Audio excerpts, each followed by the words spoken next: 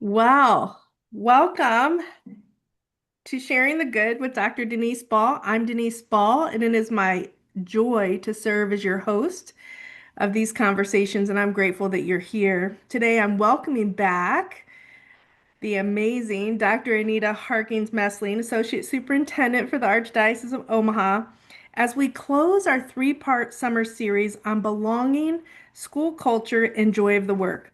Now, Anita, I was reading my scripture today before coming on, and Philippians 4:4 is rejoice always. And I just thought that's so apropos for our conversation on joy today.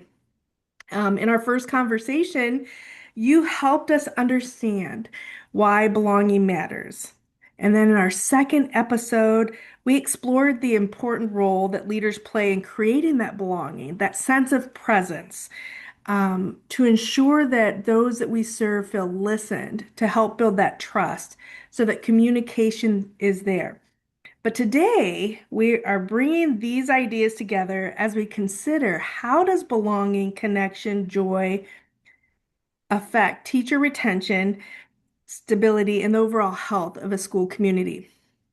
So, as the leaders and the teachers, and we know from some of the feedback that we've received that are listening, prepare for the 26-27 school year, we hope that this conversation will invite them to think about how belonging can become more than a welcome activity at the beginning of the school year and how it can become a part of the rhythm, the language, the practice, and the lived experience of the school. Because we know when all of that happens, that's the magic for student learning. So, Anita, thank you for returning to this conversation. I won't say it's the final, it's just the beginning because I have had so much fun. Absolutely. I So, look forward to it every week. oh, that makes my heart smile. So I am grateful for the wisdom in your research and that just the genuine care that you bring to this conversation and into Catholic education as a whole. So segment one is how belonging contributes to joy.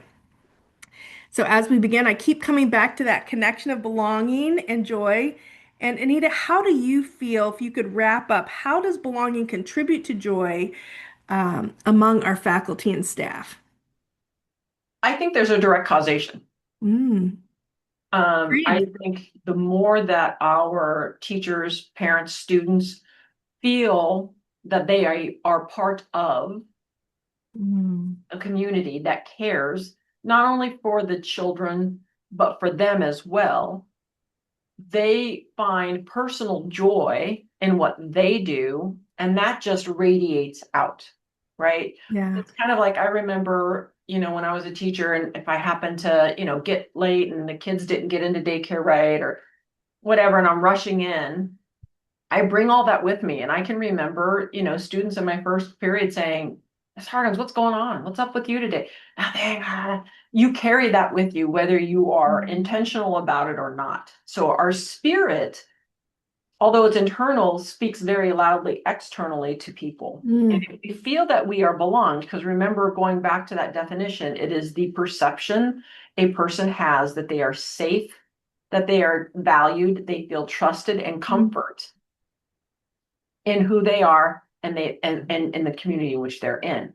So if you have those feelings, you are more likely to see things as an asset, not a deficit. It's one of those things of I get to go to work today, yeah. not I have to go to work today. I get to work, I get to deal with, unruly sixth graders today rather than, it just changes your perspective when you truly believe that what you are doing and what you believe and what you say are valued. It's really a strong connection to being valued. Mm.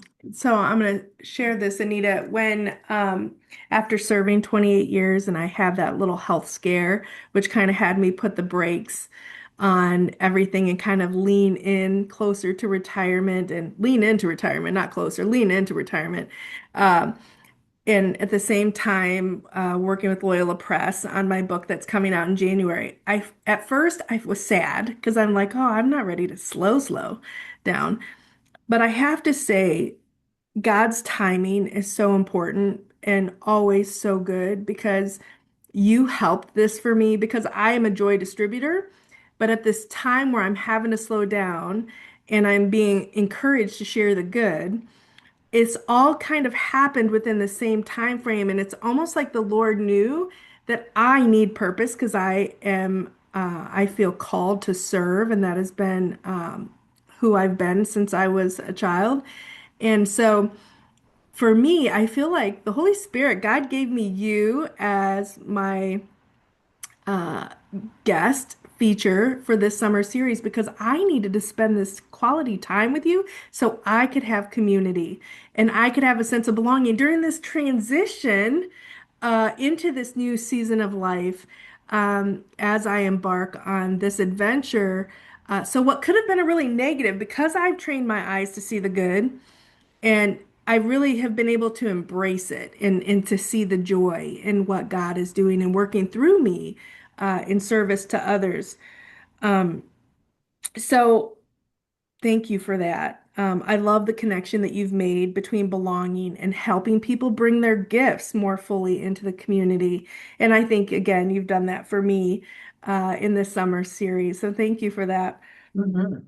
In my own work with school culture and teacher retention, I have seen how joy can become visible and can be transformative. In many ways, I have seen this blossom. I also think it's important to acknowledge that joy is not the absence of a challenge, because a joyful school community is not a perfect school community. I've not seen one yet, but it is a community where people are willing to see the good, to name the good, and carry the good forward together. You know, as we talked in episode one, choosing to enter that difficult conversation.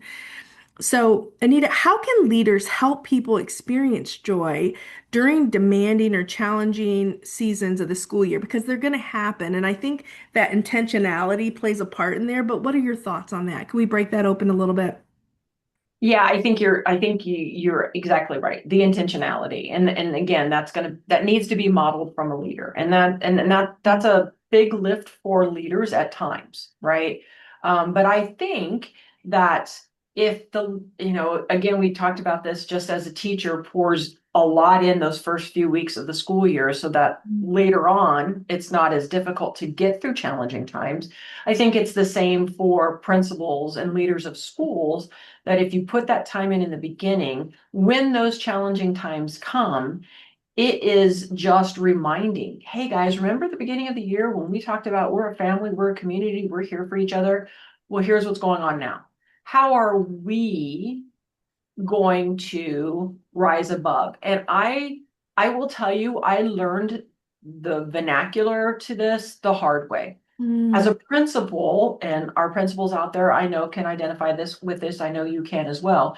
When you're in charge of a building, both good and bad things come to you, mm, right? And yeah. so you are gracious and you're thankful, or you are accepting of the feedback and saying, okay, then we need to improve upon this. But you tend to use the I. Well, really, it should be the we from Hmm. day one, because you're not doing it by yourself. And I learned that the hard way, again, because of perception. The perception was, hey, you're taking all the accolades, we did all the work. And that really that hit me hard, because Mm, I tried to explain it away at first. No, no, no, I'm the principal and I have to. But honestly, it's just changing I to we. that's right. The very first thing I would say to leaders is, with intentionality, is always speak in the plural. Speak in the plural. We Yeah. enjoy your child being here. We appreciate your feedback. It, We will Mhm. find ways to work on this. We are thankful that you are enjoying, so forth and so on. And you might have a few individuals saying, why are you saying we? Oh, my goodness, I'm not doing this alone. That's right. We're not in a I have a silo. good board at my back and all these beautiful people at my side. And so I think the more often you use the pronoun of we, even for those staff members who are checking just to see, are you doing what you say you're going to do? Walk the walk, talk the talk. Mm. That is a very outward projection of good and bad. We're in this together. You know, I was taught as a baby principal that by using that plural team, when talking about a parent's child with them, etc. Because we're a community that loves our students. It also takes the emotion out of it. It no longer is between you and me. It is we're a team. And so I agree with you. And I think that that was such a good lesson to learn as a Especially school. with challenging parents. You know, Yep. we all have a set of parents here and there that are just They're they're doing their passionate about best. their children. They love their babies. Yeah. Absolutely. They're using the tools that they have in their toolbox, but they Yeah. can be challenging for a teacher or they can be negative towards a teacher. And if you're saying we, you're letting that parent know, hey, it's not just this individual teacher who works with your child. There's a whole gang of us who are doing Yes. this together for what's best for your child. So let's talk about how all of us can gather together and Mm. move forward in a positive manner. Well, on So that note, I can't be in the discussion of joy when we're talking about those parents that can be challenging or stretch our patients because they will come because that's their job. Their job is to advocate for their child. So I encourage everyone to look through that lens of patience and grace. But I do, if you teach in a faith-based school, um, we come from the Catholic education background we serve right now, and I would say don't ever miss an opportunity to pray with your parents. If you teach in a faith-based school and your parents know it's a faith-based school, regardless of what religion it is, but they have chosen to send their child there, call on that. I can't say enough that my joy in the work has been where I've been able to step out and lead with joy and just in those very challenging moments, just lean in and ask the Holy Spirit to be present and say to my parents, even if they were not faithful, but they have chosen to send their kids there, let us pray. Because there's something powerful about that. So when we talk about joy, and you mentioned the difficult parent, I could not resist saying, don't forget, you're not alone. You've And got Denise, you the are, Father. as always, 100% right.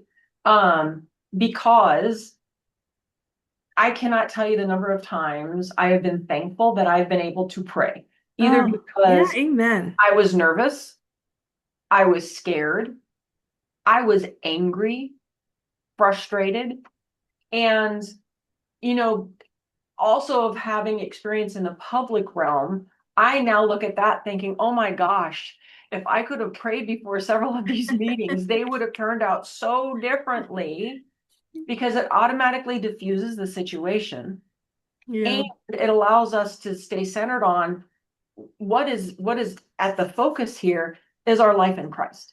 amen. Yeah, And so you, what that talk about joy. yes. And the other end of that too is you're right, having the grace of just knowing, hey, we're going to have those challenges. Absolutely. But speaking after 30 some years, I am so thankful I had those. So I now know how to help our baby Oh, principals work through exactly. that. Again, it's like his timing is perfect and our journey is intentional. It's just, but what you've done now is you've not looked at those as a poor me moment. You've looked at those as opportunities to for you can be a better leader. So behind me, you see Joan of Arc. So when you're talking about prayer, I'm an Army veteran, and so I have the little warrior spirit in me, and so. I have this plaque as a school leader that I had, and I had it in my office, and I have it in my office still today. And it's a saying from Joan of Arc. I kneel before God so I can stand before anyone. And so sometimes, like as school leaders, we get that nervous, as you mentioned, and we've just got to lean in. And if we teach in a public school setting, we might not be able to pray with our parents, but boy, we can sure take a moment of pause, and whatever that means to anyone, right? I teach graduate students at Marymount University, and I have the blessing of teaching both public and private teachers and school leaders in both the public and private and faith-based schools. And our conversations are rich. And we talk, I mean, we all have the same mission. We're serving children. And we really want to serve the parents too and be our best version of self for them so that they can be all that they're supposed to be in the world for their families. So I want to stay with the idea of connection. One of the phrases I love to say and reflect on often is joy is synergistic. Joy is strengthened when it is shared, right? That's what we're doing right here. We're sharing it. And like you said, you get excited about it. It fills my bucket. It brings me just so much love and hope in my heart. From your perspective, why does connection matter so deeply in the life of a school community? Um, our schools would no longer exist without connection. Even underscored post-COVID, wouldn't you say? Absolutely. I had a great mentor who said to me, when I was thinking about becoming an administrator, she said, Anita, I want you to, and she's a very, very Christian woman. Her husband was a Baptist minister. And she Mm, said to me, I want you to spend time with God first mm, before you actually sign up for these classes. Because once you get in the classes, I know you're going to finish it because you're a learner and you're going to want to finish it because you want to complete it. And you won't really be able to resonate on your why. And you need to understand that you are able to ask God for help when you need it and to emphasize or punctuate what you do because everything you do when you become a leader is about relationships and connections, oh, about okay. both positive and negative. And if you are not rooted and connected to God, Mm, you will not be able to serve the people you need to serve as a leader because now it's not just children. Now it's also the adults in the building and outside of the building and do those connections relationships. If you don't have this strong, the rest will crumble. oh my gosh, you're gonna love my book. I can't give a sneak peek here, but I have some book talks coming. I'm gonna But come see it, you in Omaha for a book talk, but you're oh, but a it's so hundred, true. it's And so I, in true. my own spiritual journey, when I look back at it in the time in which I was the furthest from God, Mm. I look at that time when I was a building administrator and I think back, I was a hot mess. You're so honest. Well, vulnerability should be my middle name, honestly. Yes, I was a it's hot so mess real. because I was no longer rooted, tethered to the Mm, strongest thing that could possibly be tethered to, because I allowed myself to wander away from God. But when I Second Timothy 1:7. absolutely, but when I came back and re-established those roots, and I look at my trajectory as an administrator, Mm. they are paralleled. Wow, that's powerful. That's a powerful testimony there. Thank you for sharing that. Um, I agree. I think joy is not meant to be held alone. It's, you know, we sing as a child, let your light shine, hide it under a bushel. No. I mean, those are all mantras that we've had since we were children, but there's some psychology behind that, right? We're not meant to be in a silo. When joy is shared among a school team, I think it strengthens culture, it builds connection, it reminds us the work that we do matters. And you talk a lot about our why, and I think that's the title of your next book. Is that, I mean, that's like that you live that. Leaders have an important opportunity over the next few weeks to really kind of reflect and be intentional of how they're going to create moments where joy can be noticed, where it can be named and it can be shared on their school campus, among their school team and their parent community. When adults experience connection, we know research shows that encouragement allows students to benefit. What are some simple ways? Could you give us two or three simple ways that school leaders could create space for faculty and staff to experience connection and shared joy throughout the year? I say faculty and staff, but you know what I really mean is team because I'm a big fan of the word team, but faculty and staff as it is. However, our school leaders would see it. I think we talked about it in one of the first two episodes of those beginning days. Give them their time to come back and say hi to their besties at work, Mm, right? Because some of the latest Gallup studies out there for retention of employees and they don't call it joy, but they call it engagement at work, have everything to do with, do I have someone at work that I align myself to? mhm, Right? Because If you do, that's again another anchor, right? That's another reason why. And so give them that time to either realign themselves or find themselves for the first time or find themselves again. Give them time to be people. The other thing is give them a reason to laugh. I Yes. used to do short takes. So I would have the yearbook advisor give me pictures or snippets of video that they did throughout the year that were like outtakes, like they just didn't work. And we would do that with the teachers, right? And it would just, I had to peg everybody, right? Like you couldn't leave Yeah. somebody out. Yeah. And we would create that as a PowerPoint, like at the end of our week of meetings to get them ready. And we would do it over food. Food is always a good thing. Yeah. We would, Yeah.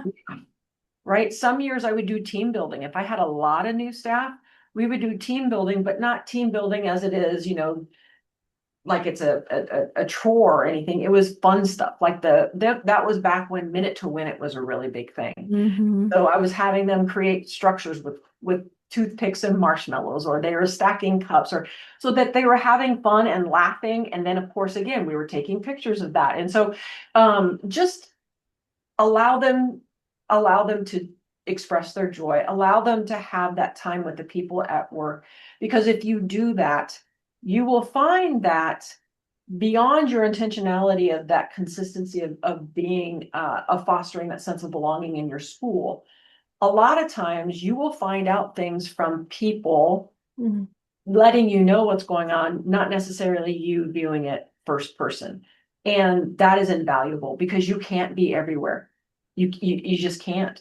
And it allows you to really keep that finger on the pulse of your building a lot faster and a lot more consistently, because people will see that you do care, and that, oh, she does see me as a mom, as a dad, as a teacher, as a human, as a parishioner, as whatever. That gives them more context in which to trust you, because Yeah. trust is huge. They can be besties with each other, but the worst thing that can happen to you is you have a middle school team that are besties with each other and none of them can trust you. That is the worst situation ever. So Yeah. anytime that you build a sense of belonging, what you are doing is you are further um, uh, creating that trust and those different tentacles of trust that you need to fortify your staff.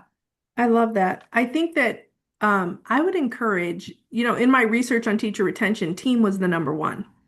After team was leadership. And so I think when we're looking at developing that team feel, letting our teachers get back with their besties or get to new and make new besties, um, I think a welcome back picnic, a lot of our schools don't have the budget. Have everyone bring a potluck, and what you have for them is maybe a shirt that you've collected their size in a Google survey or Google form, and have a team spirit shirt that they could get the gift of choosing one day a week where they would all wear it together. That signifies to them that you are a unified team visually. It signifies to the community that this is who we are. We can't wear flip-flops and all of the sand, the open toe, all those Right. things to work, but we could have one day where we could have a spirit day. And then I have seen school campuses really use that to transform and strengthen school campus community, because then the students can get engaged in that. They see the esprit de corps amongst the team and that buy-in, because you can't manufacture joy. Right. Your team either has it or it doesn't. And if And I they will, don't, you better work on it. I have to give, so this is a dual piece here. The other piece is celebrating, right? Celebrate each Yeah. other and celebrate even the smallest of accomplishments. One of the things that I never knew existed before I took this position, because again, I didn't live in the elementary world, were these like below ground teacher weeks where they would sneak in what they're wearing. And have you heard about this? No. It's a big thing here in Omaha where the Yeah. teachers all get together, the staff gets together. It's like a reverse surprise week, right? Oh, And okay. they will like, Oh, yes, I have seen this. so and And they they'll wear idioms. They'll be dressed in idioms or something the kids and have to every kind of day is a figure out. different Yeah. day, and the kids have no clue when it's coming or what it's going to be. And just the I get more invitations to come to schools during those weeks than I do any other time. And what a beautiful way to celebrate joy, to Yeah. show that we're all together, to let the kids know we have a fun side and we're having fun while we are doing God's work. It's just, I never knew those things And existed. learning is fun. Right? Education should It be is. fun. It's that celebration piece. That's the one other that you asked for two. I'm going to give you three. The celebration piece as well really fosters a sense of belonging. But again, you've got to be careful, right? We cannot be homogeneous with just one thing that we celebrate or a specific grade we Mhm. celebrate or those types of things. We need to make sure that we are inclusive as with as many people as we possibly can when we are doing those celebratory Yes. pieces. No, I think, again, good wisdom nuggets, and thank you for sharing. This leads so naturally into the conversation about retention and stability. Mhm. Retention should not be the conversation we're only or the topic we're reflecting on at the end of the year. It should be something that's always ever present on our mind. We are experiencing a phenomenon across the United States and the world at large on teacher retention. And we need to have joy in the work so the light within us, it comes out, and that it makes young people and maybe people on their second career. I have counseled, I can't tell you how many government employees that have done one career and they want to come into education because they have a servant heart. Mhm. Um, but but that only happens with joy.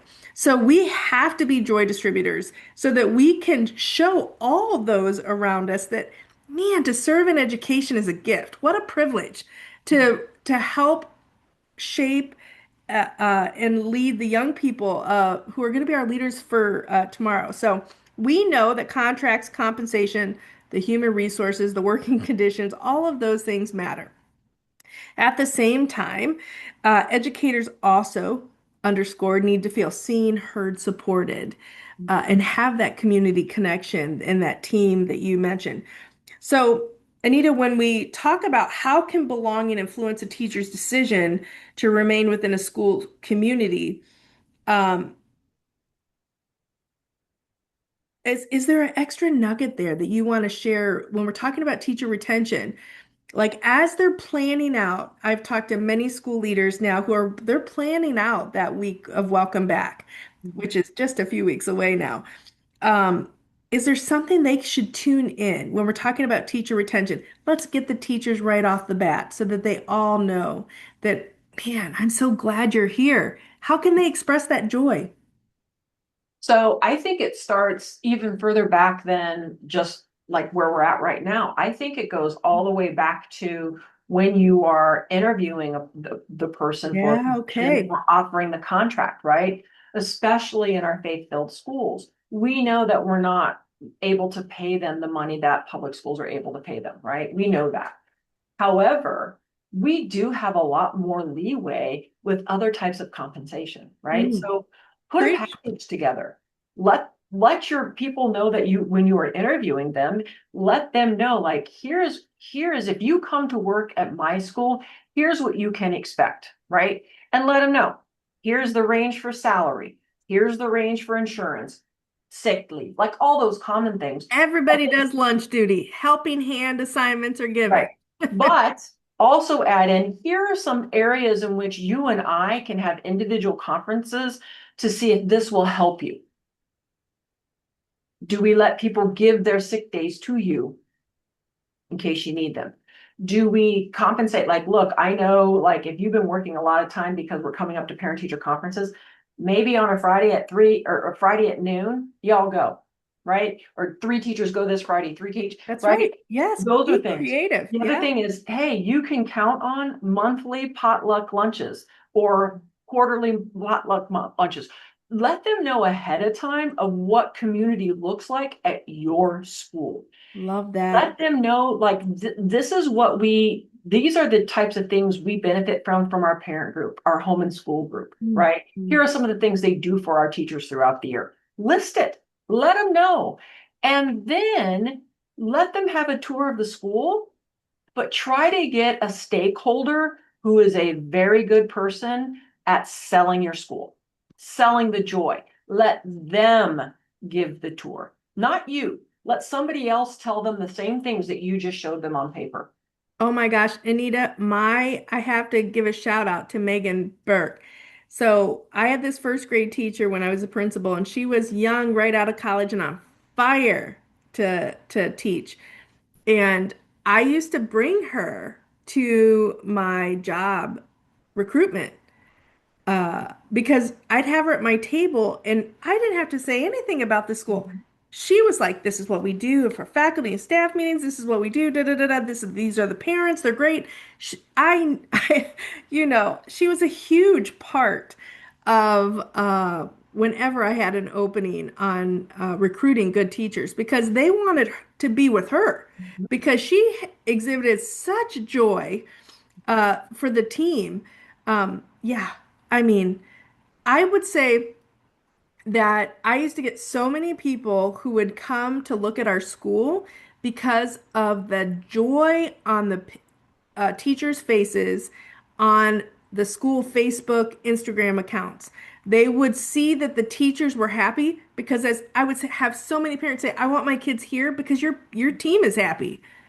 Because a happy team means a happy classroom, happy student, happy learning. And those stakeholders can also be your students.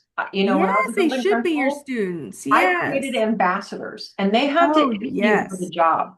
And I'll tell you what, those students, I love that.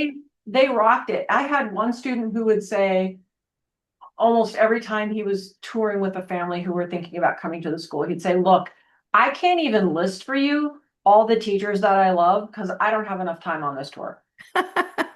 You know what? And kids aren't gonna lie. They either, No, I mean, you know what I mean? They're real. like he would even say, "Mrs." He would say, "Now I'm just going to tell you, Mrs. Vazano, she's tough. Like you're gonna write in her class. I'm not gonna sugarcoat it for you. But let me tell you what, once you're out of her class, you can get an A in anybody else's. So like even the fact that this teacher is a hard teacher, but boy am I glad I have like just those things too. And those weren't rehearsed things. Yeah, sure, I had them right. take me on a tour and give me a tour of the school through their eyes. Each one of them had to do that. That was part of their interview I process. love that. You know what, Anita? Whoa.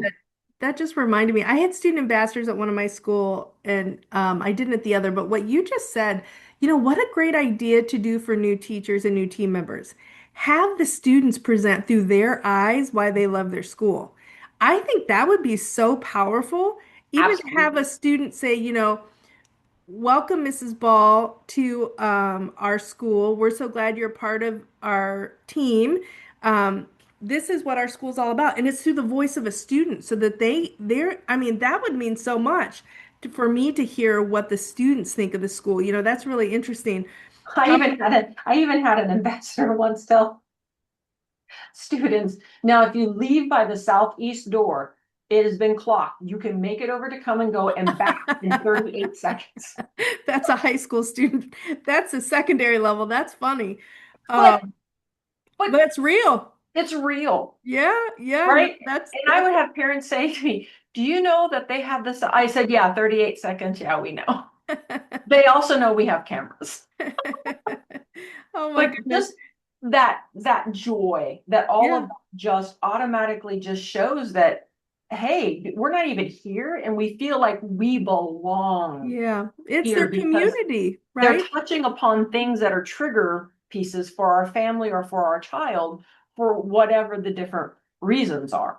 And Yeah. then the other piece to that too is I honestly believe that a piece of joy the piece of joy that I think sometimes people miss is the gratitude that is Mhm. involved with joy. And I say that because All about it. I Transformational. I chose to work my whole career in low socioeconomic income schools, high Mm, special ed, high need, high diverse. Like that's where I wanted to be. I loved challenging kids. I wanted to be there. So for me, that was my joy.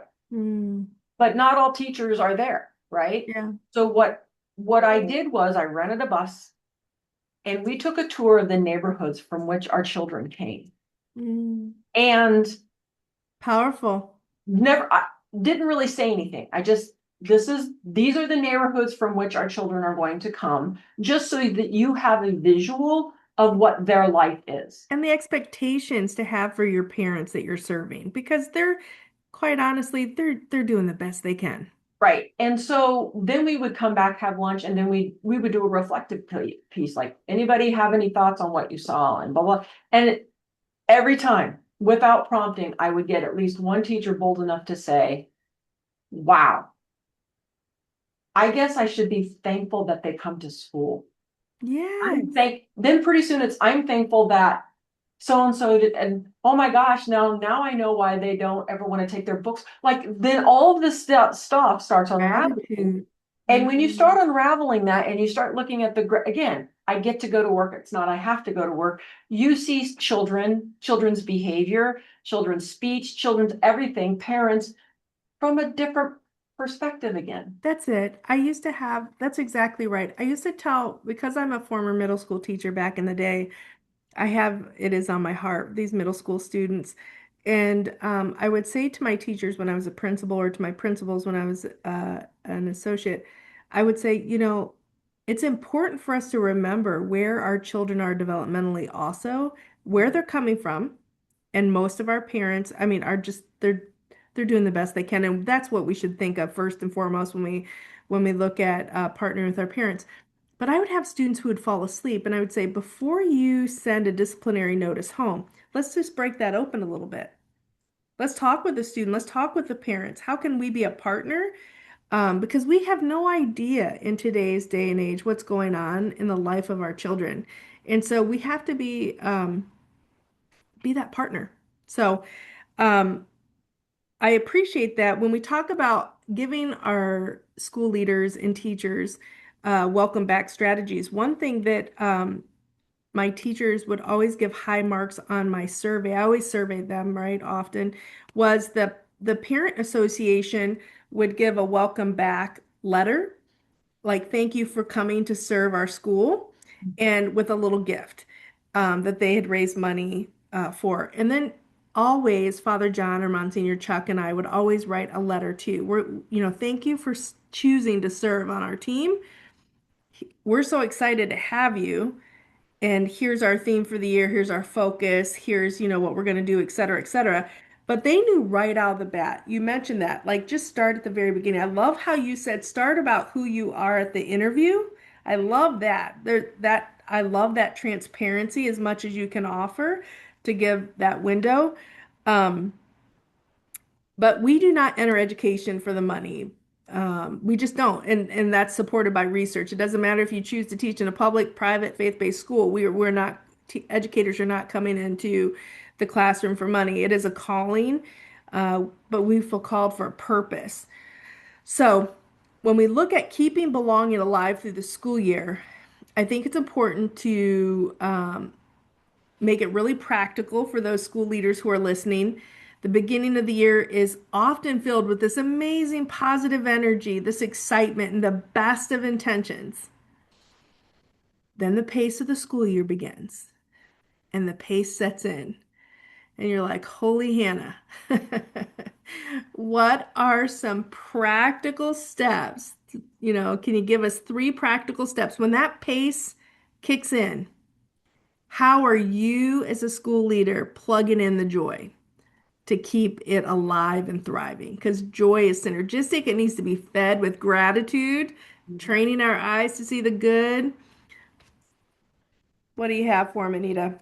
So the months of October and April are always, at least again, I'm speaking from secondary experience, are always the hardest and longest months.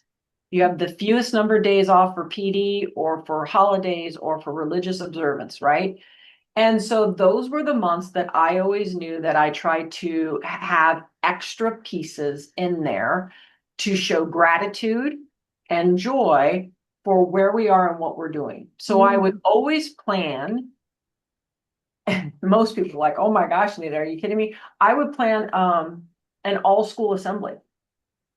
but the all school assembly would be all about everything that is awesome about our school. So of course there would always be some sport or some academic that we would absolutely celebrate and say, hey, congratulations, you did great.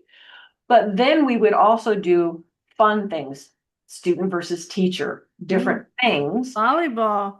And so we would have that joy. Mhm. And then I would always ask our parents, can you provide some kind of a snack or something so that students and teachers can eat together?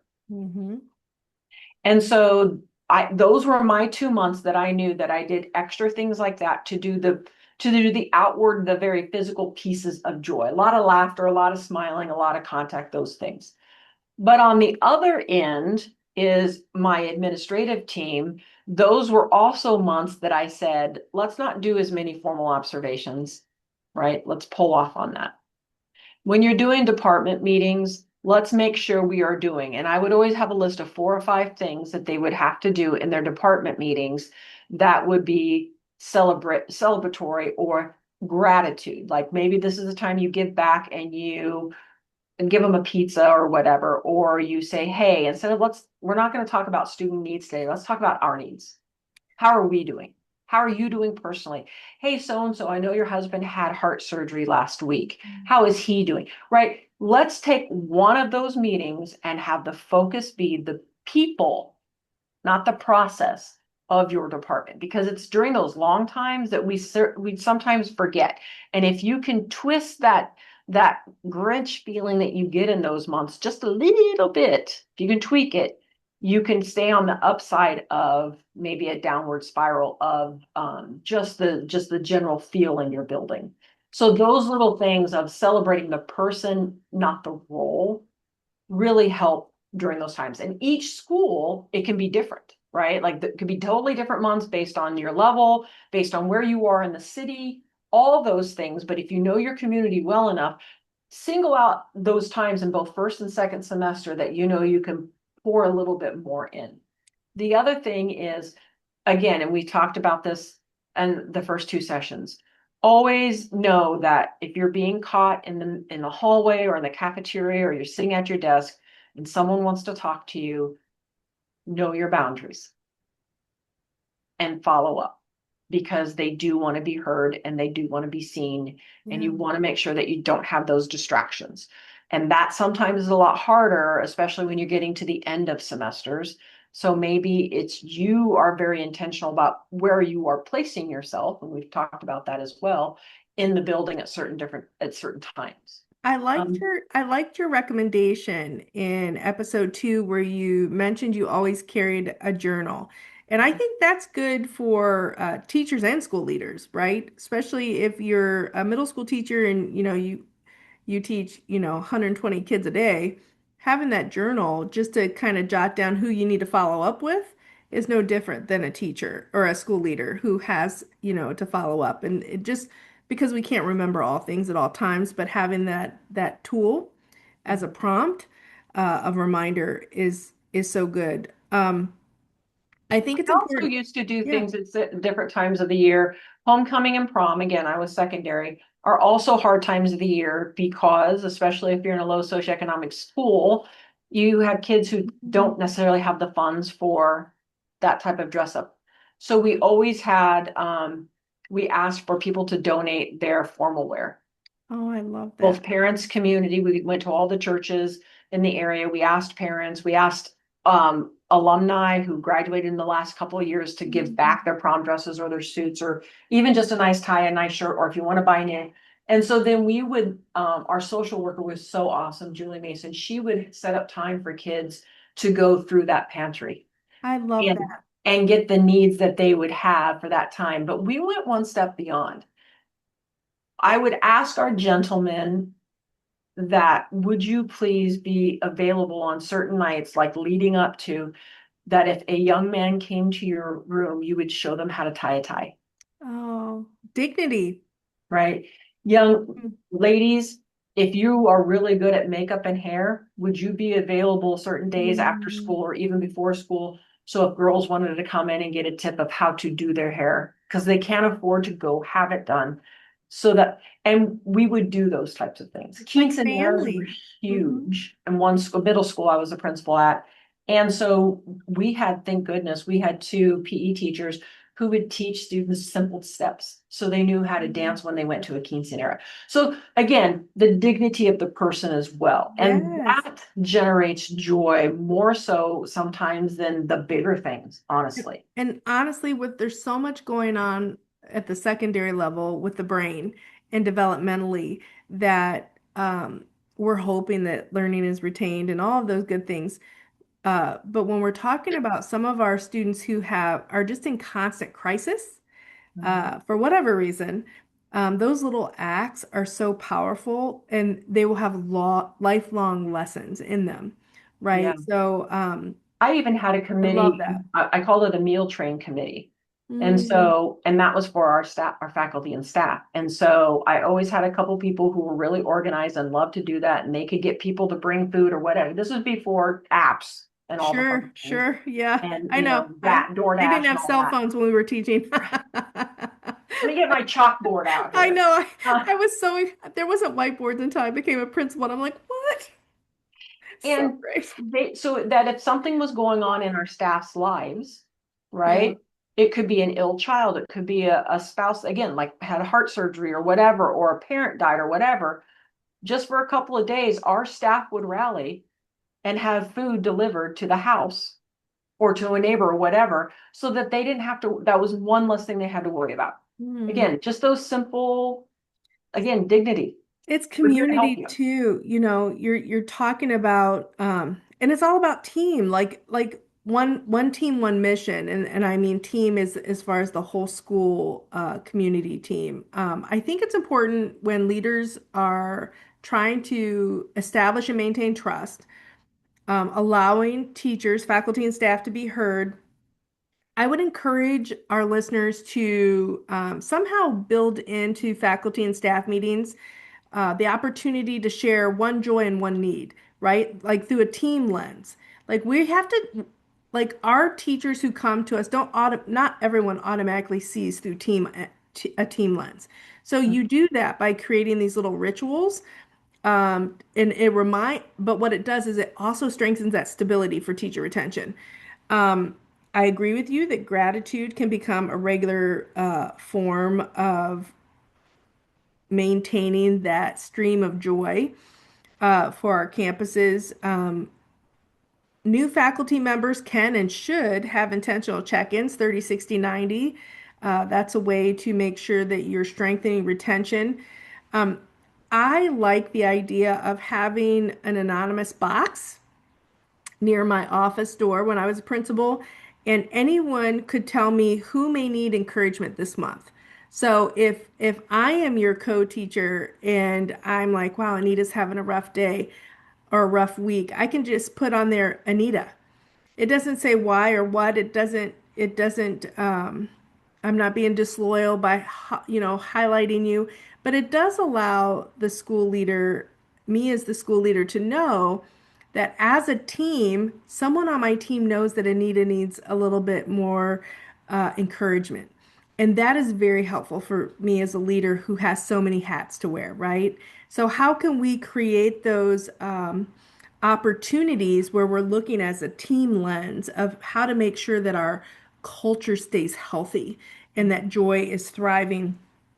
And then one thing that I saw a principal, a colleague of mine who was a principal at the time, create end of quarter reflection moments.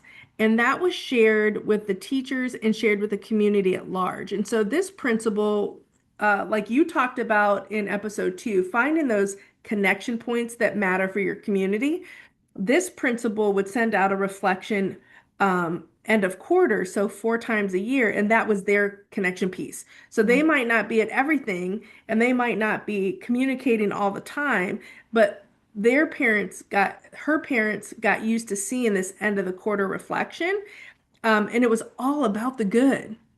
And Right. so that became a marketing tool that became, would sometimes be on people's refrigerator in the school clip, magnetic clip, etc. So keeping belonging and keeping joy alive, it doesn't have to be complicated. It doesn't have to be a script.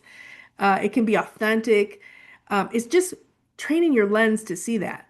And then it'll start to come to you. It's a muscle. Well, and Denise, something just literally just came into my mind when you were talking about your colleague.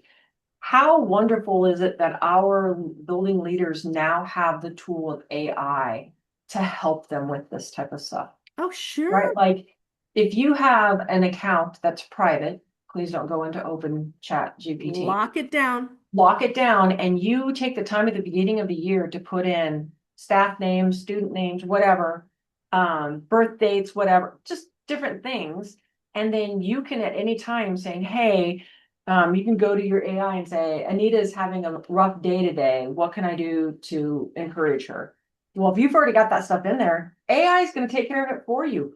You could also use it where if you're sending those quarterly reports of or quarter reviews of, hey, our attendance rate is up this much. Hey, our academics, our proficiency tests and our fall reading is up this much. They could then personalize it to each parent. And guess what? Here's where your student falls in this. It's because of your child raising their score up 3% above. You can personalize it too, but you don't have to do all the work. AI will do that work for you. Like I would have loved to have that because that takes a lot of time. But that is a tool used appropriately that can help you then share the joy, help with the sense of belonging, provide that gratitude, that personal touch, and it's not as much of a heavy lift. I love that. Well, thank you for that. And it's a tool, quote tool. It's not Mm. going away. I remember, and you're close to my age, so you remember too. I remember when there wasn't an internet. In fact, I didn't, when I was in high school, there were no computers. And I remember when Google came out and Wikipedia, and we were all, it was a sign of the end times.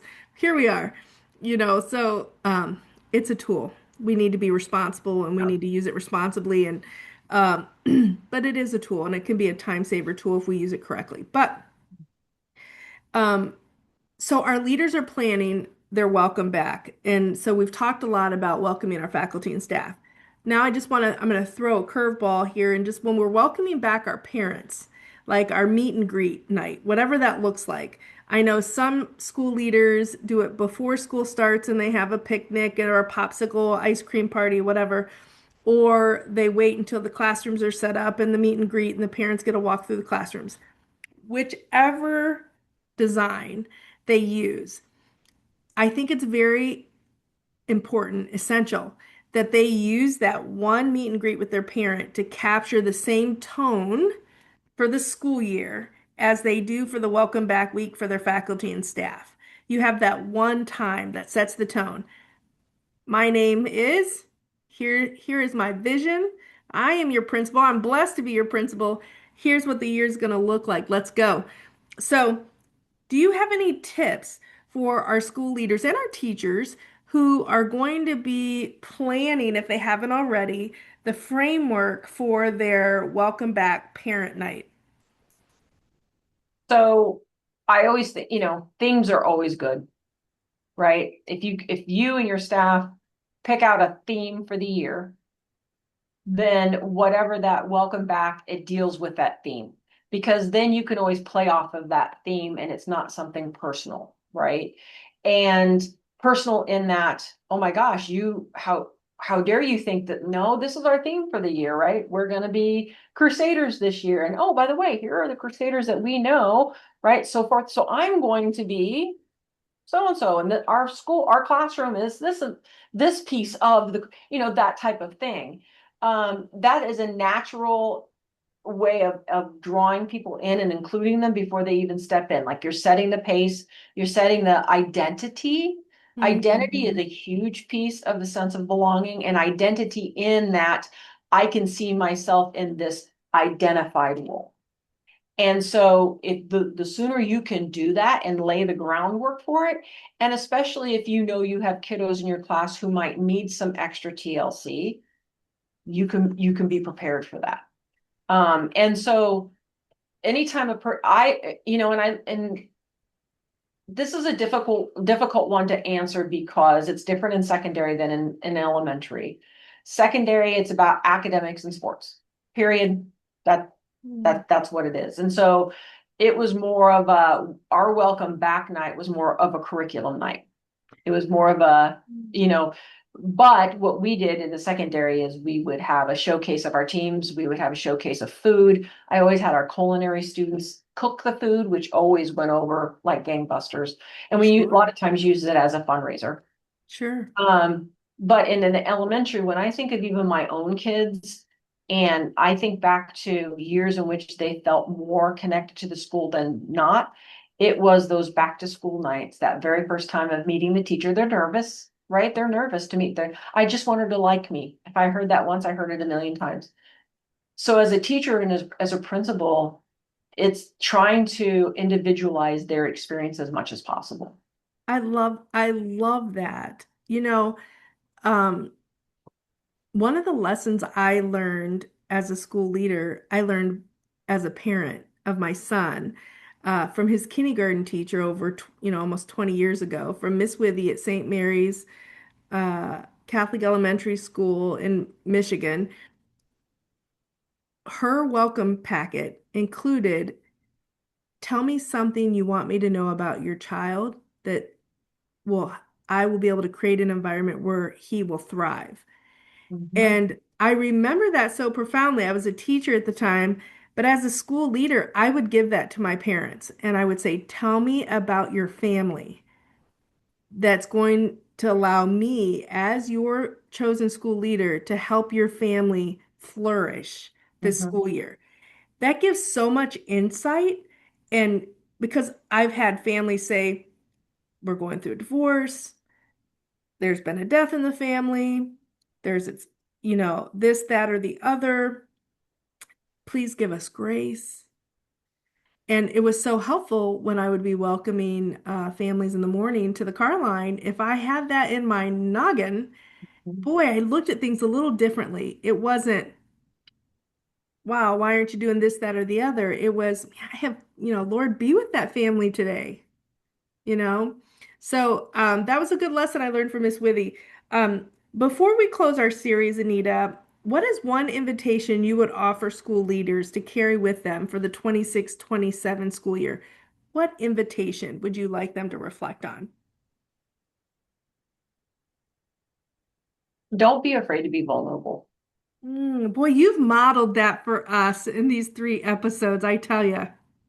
I and I know it's harder for some people than others, right? Like I often because I teach grad students and I talk about vulnerability with leadership and they say, Yeah. well, that's just your personality. And I often say, please don't think that I am of the ripe old age of in my 50s that this just came to me overnight.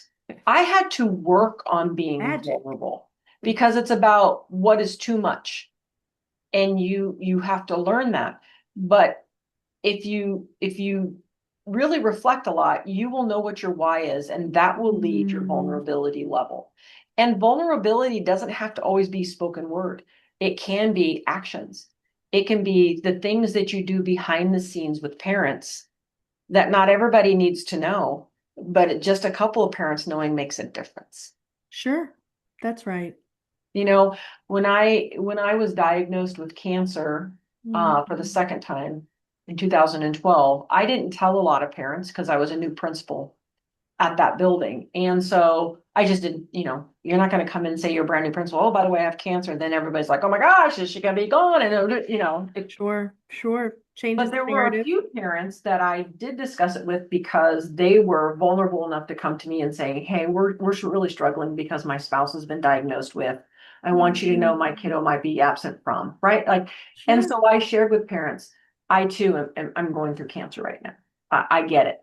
And just saying I get it, like I didn't have to tell them what kind, I didn't have to tell them the stage, I didn't have to tell them where I was, just saying I get it, I too. Mm, Um, and I didn't tell but maybe a handful of parents just because of the situations. And later that year, we always had a cancer support night, right, in I our football love that. team. Yeah, And all the proceeds from the gate and the concessions sure. go to support cancer because so many of our kids Affects so many. are affected by cancer anymore. Sure. And that year at halftime, we had the parents always did the halftime piece, and after the band played, they had all the players who have been affected by cancer to please come to the middle of the field, right, from Mm. both sides.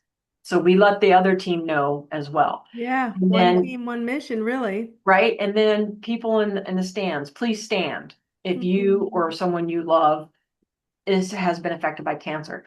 I'm telling you, the visual of that was Mm. just like I still get goosebumps. And then Yes. they said, "Would our principal please step forward?" And so I was like, "Now Mm. this part I didn't know." So I stepped forward. I had my pink shirt on, just like everybody else did, right? And the football team presented me with a dozen of pink roses, and to Oh, say how thank you, thoughtful. right? And saying, you know what, folks, she's got your back because she too knows, and that's all they said. Mm.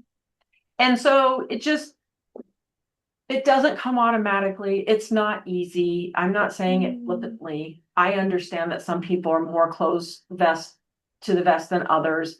I'm just saying find your level of vulnerability and just dip your toe in the water. Mm. I think you will be profoundly um, impressed with how people will connect with you Mm. as a leader in ways that you never thought they would. Oh, thank you for sharing that. That's so intimate. That's so authentic. That's authentic leadership, right? It's not prescribed. Um, I just want to thank you for just sharing these beautiful anecdotes and your wisdom and your research and your leadership in such a generous way. I think that you have helped all of us think more intentionally about belonging, school culture, and joy of the work over these 3 episodes. To everyone joining us, I hope this series has given you a little space to pause, to exhale, and to reflect on the kind of community you hope to build and nurture in this upcoming school year.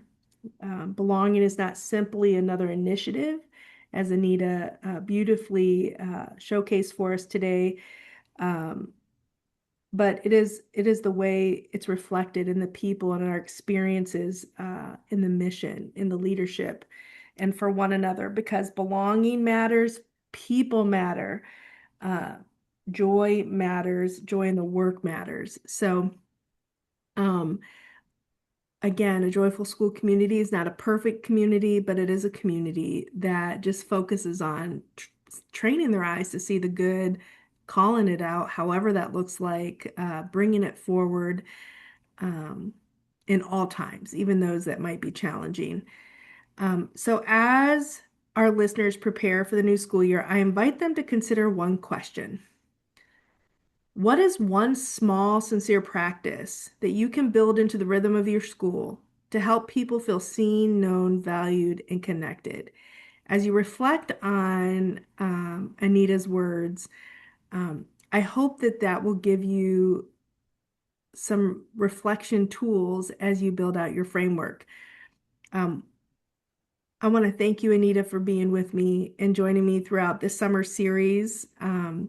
I'm excited to share that our conversations can now be found on anywhere where our listeners get their podcasts. So Spotify, iHeart, Apple, you name it, it's there. So I want to invite everyone to come back and listen. The first week of August, we're going to be hosting a middle school culture blueprint panel of middle school teachers and principals from across the nation. Excited about that. And then Dr. Christina Mendez Hall, the Assistant Superintendent for the Diocese of Arlington, is going to um, lean in where you're leaving us, Anita, in Joy of the Work with Letting Joy Lead. So I want to thank you. It has been a truly a joy to serve as the host of these conversations through the Sharing the Good with Dr. Denise Ball channel. And Anita, last word is yours. Just thank you, Denise. Again, just the connections you make with people lead you to places you never thought you would go. And I never in my wildest dreams ever thought I'd be on a podcast. but because of the connections I made with you, here I am. So thank you for always being willing to be inclusive of people and spreading the joy, because we need more people to do that.